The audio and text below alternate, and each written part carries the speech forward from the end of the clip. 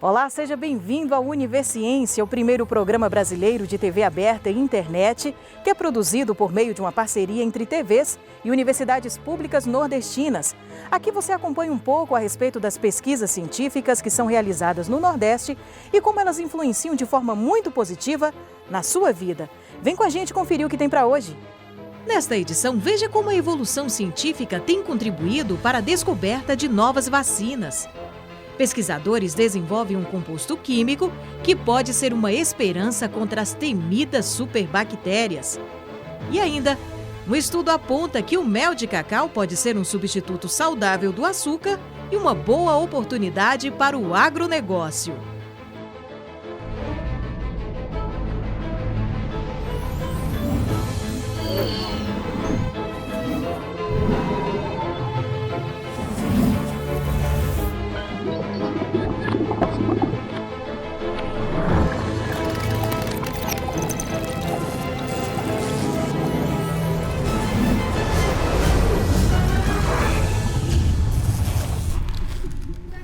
A história da vacina se confunde com a própria evolução científica. Graças a ela, doenças que no passado assolavam a humanidade puderam ser controladas e outras nem existem mais. E pesquisadores da Universidade Federal do Rio Grande do Norte contam essa história pra gente.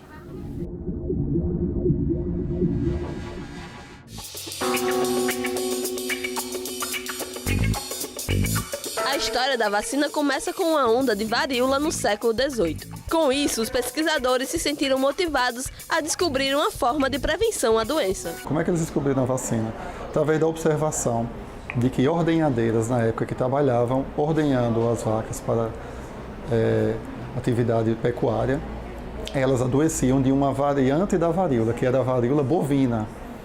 Essa doença normalmente não matava, não levava o paciente ao óbito, ao contrário da varíola humana. No entanto, quem adoecia da varíola bovina estava protegido num futuro contato com a varíola humana.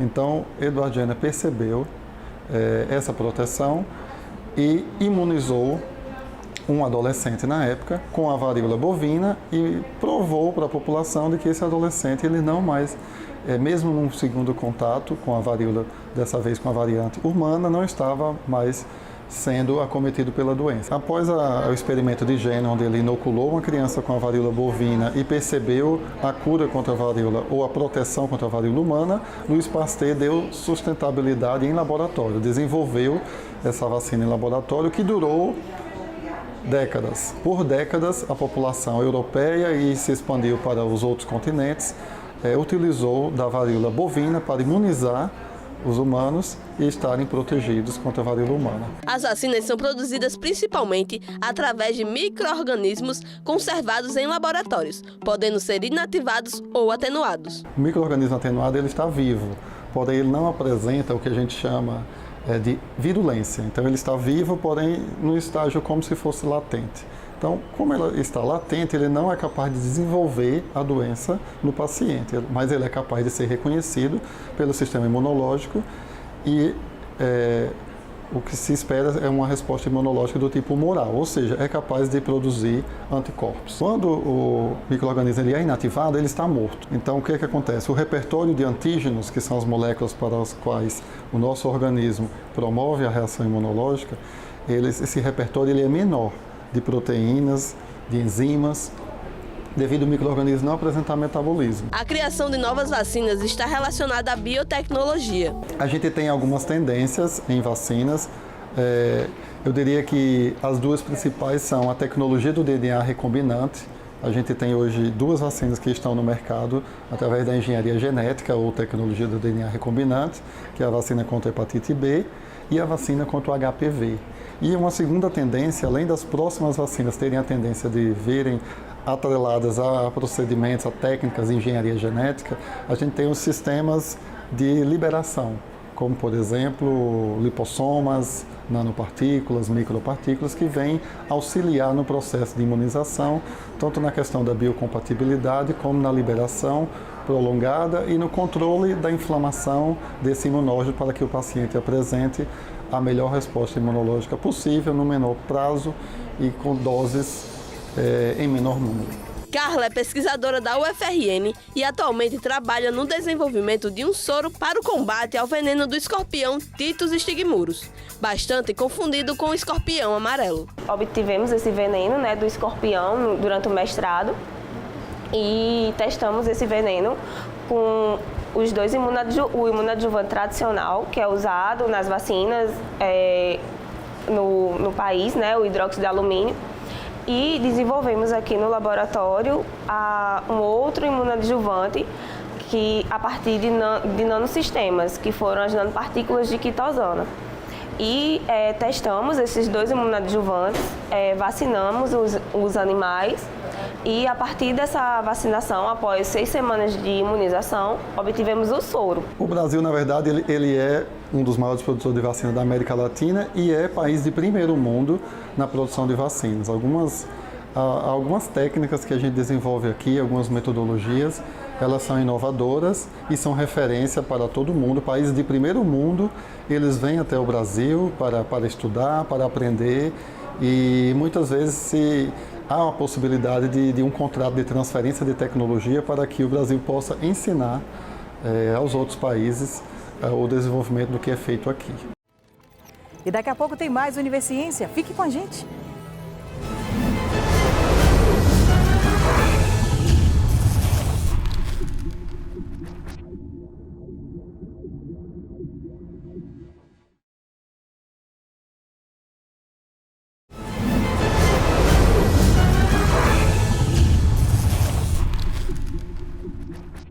Um grupo de bactérias resistente a diversos tipos de tratamentos é conhecido como superbactérias. A expressão até assusta, mas pesquisadores da Universidade Federal da Paraíba trazem esperança. É que eles estão trabalhando num composto que pode ajudar no combate a essas anomalias.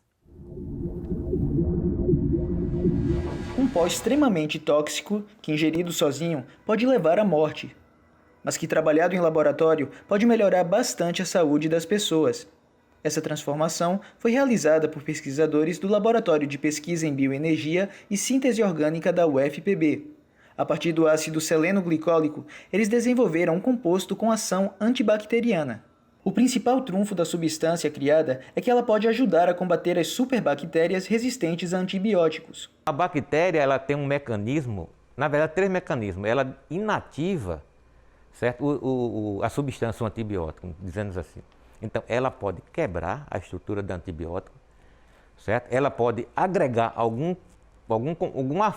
grupo farmacofórico, modificando a estrutura, certo? E ela tem um mecanismo especial, esse que nós pesquisamos, que é chamado mecanismo de bomba de efluxo. Ou seja, quando ela experimenta o antibiótico, ela bombeia do seu interior da célula para o meio extracelular. Então, pode ingerir toneladas de antibiótico que não vai fazer efeito nenhum sobre a bactéria. E é para evitar que a bactéria coloque para fora os antibióticos que atua a composição criada pela UFPB. Os selenoglicolicamidas, certo? São moléculas inteligentes que reconhecem essa proteína de bomba de efluxo e desativa a bomba de efluxo da bactéria. Ou seja, deixa a bactéria vulnerável à ação do antibiótico. O uso do composto, então, permite que antibióticos que não funcionavam mais possam voltar a ser usados, além de diminuir a dosagem necessária para que eles façam efeito. A pesquisa está em andamento desde 2004 e gerou uma patente, além de vários estudos de pós-graduação. Também foram realizados estudos em parceria com a Universidade Federal Rural de Pernambuco para investigar o uso do composto derivado do selênio contra o câncer de mama e a leucemia. A gente precisa estar em parceria com a indústria farmacêutica para realizar novos testes, para que o produto realmente possa ser uma inovação e chegar para ser o benefício da sociedade. Em virtude da crise na saúde que nós enfrentamos nesses dias, toda ajuda é bem-vinda. E para além da pesquisa científica, o Laboratório de Inovação Tecnológica em Saúde da Universidade Federal do Rio Grande do Norte faz um trabalho bem bacana na regulação de leitos para pacientes que têm coronavírus. Vamos acompanhar? Eu não ligava muito, sinceramente, eu não ligava muito de usar máscara, eu não ligava muito de usar álcool em gel. A gente chega no hospital, a gente pensa que não vai sair. E a gente fica ali, como quem diz assim, eu não estou bem, porque é tanta coisa acima da gente. quando eu vi lá no hospital. Foi quando eu caí na real. Eu digo, meu Deus, isso não é brincadeira, gente. Pelo amor de Deus, isso não é brincadeira. Realmente isso é uma doença muito séria, porque tá matando muita gente. Até então meu pai ainda não tinha falecido, né? Durante esse período, logo no mês de março, quando o Estado do Rio Grande do Norte começa a publicar seus decretos para organizar o sistema, o Laboratório de Inovação Tecnológica em Saúde é convidado pela CESAP, né, a construir uma plataforma ou construir um conjunto de soluções, e aí nós criamos o ecossistema de enfrentamento à Covid. Então, o processo que o Laboratório de Inovação Tecnológica em Saúde desenvolveu com a CESAP não foi somente o desenvolvimento de uma tecnologia, houve a construção de uma cooperação técnica científica que permitiu o Estado, aí quando eu falo Estado e municípios, organizar sua estrutura de regulação no momento mais crítico da saúde em termos sanitários que o Estado vivenciou nos últimos 100 anos. As centrais de regulação, tanto a Central Metropolitana de Regulação quanto a Central do Oeste, em Mossoró, desenvolveram uma atividade nunca antes vivida por nenhum de nós. Tivemos a satisfação de poder contar com o apoio do LAIS, né, em desenvolver o sistema de regulação com a nossa cara, né, customizado com as nossas necessidades, a realidade do Estado do Rio Grande do Norte, para que a gente pudesse, de alguma forma, enxergar a necessidade de leitos COVID no território e, com maior agilidade e celeridade, poder encaminhar os pacientes, respeitando a regionalização, a equidade, a universalidade, para um leito mais próximo de uma assistência mais adequada. Porque até então nós não dispunhamos de um sistema de regulação, nós usávamos planilhas eletrônicas, e isso fez com que todo o processo regulatório fosse visto por todos os entes, né, do processo, trazendo um tensionamento no uso da ferramenta, né, porque muitas unidades não dispunham, às vezes, nem de um computador, nem de internet, então fez com que essas unidades pudessem buscar melhorias no seu processo de trabalho e avançar no uso do sistema e da ferramenta. Então a gente viu a pandemia acontecer, o sistema se encher de usuários, né? Então a gente pôde gerenciar todo esse quantitativo que não foi pequeno, pelo contrário, a gente trabalhou em torno de 150 a 200 pacientes dias, usuários dias, com a rotatividade de leito em torno de 20 a 50, chegamos a regular 50 leitos dia. Isso foi facilitado por ser um sistema ágil e de fácil operacionalidade. Se o Regula RN não tivesse sido implantado da forma que foi implantada, né, com alunos do curso de Engenharia Biomédica dentro da CESAP, pesquisadores do LAIS dentro da CESAP desenvolvendo em parceria, muito provavelmente o sistema de saúde no estado teria colapsado. Nós tivemos a oportunidade de fazer um sistema, de construir um sistema moldado às necessidades dos usuários. Então eles usam o sistema, gostam do sistema justamente por isso. Eles não precisam se adaptar ao sistema, o sistema se adapta às necessidades deles. E é um sonho que os ministérios públicos, tanto federal quanto estadual, têm de que esse tipo de regulação, se não for feito pelo LAIS, mas por outra instituição que possa fazer a mesma coisa, né, e sirva para universalizar a regulação no estado do Rio Grande do Norte e em todos os municípios, para garantir não só a universalidade, quanto a isonomia da regulação e principalmente a transparência. Então o Regula trouxe essa justiça, digamos, né? Porque a gente sabe que todo mundo quer ser internado. Óbvio, quem está doente, eu quero que meu pai tenha o recurso necessário. Só que tem muita gente e nem todos têm, alguns podem esperar um pouco, mas aquela Dona Maria não pode, ela tem que ir na frente. Então quando a gente tem um sistema que conecta as necessidades com as disponibilidades e torna isso universal e consegue com parâmetros técnicos determinar quem vai para aquele leito, isso é o que o SUS prega, que é a questão da equidade, da universalidade. E daqui a pouco tem mais Univerciência para você.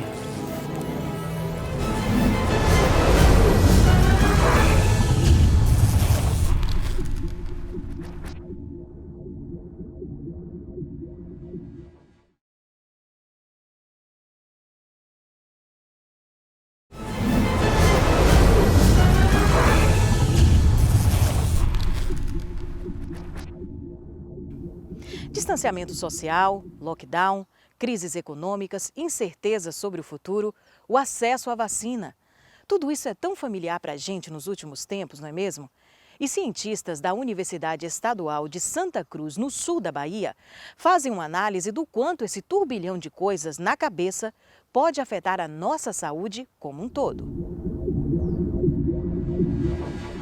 Nós entendemos que a pandemia ela mudou de forma drástica a nossa rotina, cerceou nossa liberdade, limitou nosso projeto, nossos movimentos, alterou a forma de nós nos relacionarmos com as pessoas, a forma de trabalhar, trouxe com ela uma série de ameaças, né?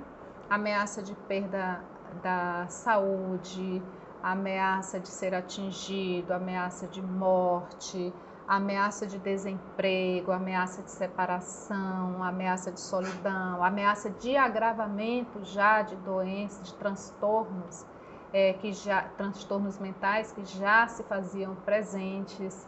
O projeto Emoções à Flor da Pele, aprendendo a lidar com elas, está ligado ao nosso grupo de trabalho, Hemofoco, Emoção e Informação, e foi implantado no auge da pandemia, né, em junho, e foi motivado pelos relatos dos funcionários, dos professores, dos alunos que estavam sem saber lidar, né, estavam com suas emoções à flor da pele, e sem saber lidar, né, com essas emoções. Daí o nome do projeto. O projeto é Terapias, como ele trabalha justamente da forma online, às vezes isso se torna um facilitador para quem está em casa, né, que não está com receio de sair, é uma forma de estar buscando ajuda, entendeu, nesses espaços. O projeto até então desenvolveu algumas terapias na área de apoio ao sono, de eneagrama, que possibilitou o autoconhecimento, apoio a pessoas em situações que foram afetadas diretamente pela Covid-19, ou pessoas que vivenciaram, né, situações de luto.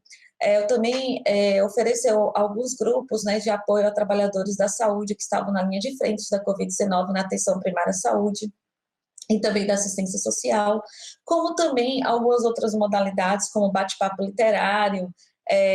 Ele acabou sendo uma ação de promoção da saúde mental. Um dos sinais para a gente perceber que precisa ajuda é quando algum desses sentimentos começam a afetar o cotidiano, as atividades da vida do dia a dia, quando se perde o prazer pelas coisas que tinha prazer de se realizar, o desejo de se isolar é crescente. Então, nesses momentos, é muito importante a ajuda. Existem pessoas que já traziam alguns quadros de adoecimento, né, alguns quadros patológicos, e essas pessoas elas tenderam certamente, né, a agravar esse quadro. Outras que não tinham um quadro de adoecimento e que apresentaram uma inclinação ao desenvolvimento de algumas dessas patologias que envolvem as emoções. Outras conseguiram e têm conseguido lidar com isso de forma proativa, se protegendo, mas tentando manter mais ou menos o seu ânimo. O projeto ele conta com a parceria da Secretaria de Saúde dos municípios de Ilhéus e Itabuna e também do Núcleo Regional Sul do Estado da Bahia e também da Universidade de Brasília. A gente tem uma equipe composta por mais de 40 profissionais da área de saúde mental de diferentes formações, terapeutas ocupacionais, psicólogos, enfermeiros, psiquiatra e o projeto fisioterapeuta. E o projeto atende a grupos específicos como população indígena, adolescentes, universitários, trabalhadores da área da atenção básica, da área da saúde e assistência social e também a população geral. Nesses encontros, o que buscamos é dialogar com pessoas que trabalham ou pesquisam sobre emoções e que podem talvez trazer uma luz para este momento no qual as emoções, como o título do nosso projeto diz, estão à flor da pele. Temos convidado psicólogos, alguns professores de línguas e filosofia, também psicoanalistas, nutricionistas, entre outros profissionais, e a ideia sempre é abordar as emoções. Procurar ajuda e aceitar ser ajudado nesses momentos em que se percebe, né, sofrendo psiquicamente, ou então às vezes é alguém que vai perceber que o outro está nesse processo de sofrimento e, portanto, vai ofertar ajuda a esse outro, isso é algo saudável dentro de um processo de sofrimento. Então, assim, se pudermos ajudar, né, nos procure. Para quem tiver interesse, pode nos procurar através do site da UESC, através do site do próprio projeto E-Terapias, né, que é www.eterapias.uesc.br, e também do Instagram E-Terapias UESC. Nós estamos à disposição para ajudar, quer seja, né, com o apoio que a gente tem para ofertar, ou quer seja como apoio também coadjuvante com aquelas pessoas que já estão fazendo ou irão iniciar um tratamento psiquiátrico. Agora imagine uma composição alimentícia capaz de ser um substituto saudável do açúcar. O produto deu à Universidade Estadual do Sudoeste da Bahia mais uma patente. O cacau desponta como um produto que não só fortalece a economia da região sul da Bahia, mas integra e faz ser reconhecida a identidade cultural desse lugar. Na cadeia produtiva, o fruto, que possui cores variadas, formato alongado e suco em sua composição, pode dar origem a manteiga, vinagre, cosméticos, geleias e muitos outros produtos. Além disso, a partir do cacau, ou melhor, do mel de cacau, extraído da polpa da fruta, é possível reduzir o açúcar da composição de diversos produtos, a exemplo do chocolate. Foi o que descobriram professores e estudantes da UESB em parceria com professores da USP. Por muito tempo, a lavoura cacaueira se dedicou à produção das amêndoas. Então, as amêndoas elas são colhidas, são prensadas, e é recolhido um líquido mucilaginoso denominado mel de cacau. Esse líquido ele é rico em açúcares e em compostos bioativos. Ele é muito perecível, né? E, portanto, detectando essa perecibilidade, a gente verificou a possibilidade da gente utilizar esse subproduto para elaborar os produtos derivados do cacau. Nós processamos o mel de cacau, né? Tornamos ele factível de aplicação em formulações alimentícias, tá? Como chocolate e gelado comestível. E ele atua principalmente na substituição do açúcar, né? Da formulação, da sacarose. O mel de cacau pode ser uma alternativa para o agronegócio do sul da Bahia. A invenção dá condições para que o fruto seja totalmente aproveitado e, com a aplicação e a destinação do mel de cacau, garantir valor do ponto de vista econômico e social. É mais uma alternativa, em função dessa crise da lavoura cacaueira provocada pela vassoura de bruxa. Então, houve a necessidade de ter alternativas para agregar valores aos seus subprodutos. Então, hoje em dia, nós temos o licor de cacau, temos geleia de cacau, cachaças derivadas do cacau, dentre vários produtos. Entretanto, o mel de cacau ele não foi estudado, assim, não tem uma aplicação tecnológica como foi aplicado para isso. Então, nós detectamos essa brecha na cadeia produtiva para a gente poder desenvolver o trabalho. Com isso, a gente está agregando valor nutricional ao chocolate, e ao tempo em que a gente também está substituindo parcialmente o açúcar refinado, a sacarose, substituindo parcialmente ou totalmente os chocolates. Auxiliar os pequenos produtores de cacau no aproveitamento de um subproduto, né, do cacau que era desperdiçado, né, que era jogado fora. Então, isso daí ajuda a esses pequenos produtores e também daí vai se estendendo, logicamente, aos grandes produtores, né, a reutilização. Então, entra uma questão aí de sustentabilidade, né, sustentabilidade, auxilia, cria uma renda extra, né, a esse pessoal. A importância de protegermos aquilo que é desenvolvido no âmbito da UESB, utilizando recursos humanos da UESB, como também infraestrutura, tudo aquilo que a universidade deixa à disposição. E aí, quando esse feito é de uma instituição do interior, né, isso ainda mais dentro do Nordeste, com maior destaque, sendo a instituição do Estado, então isso só valoriza mais ainda, né, para nós, de fato, é motivo de grande alegria e só temos que comemorar, sim.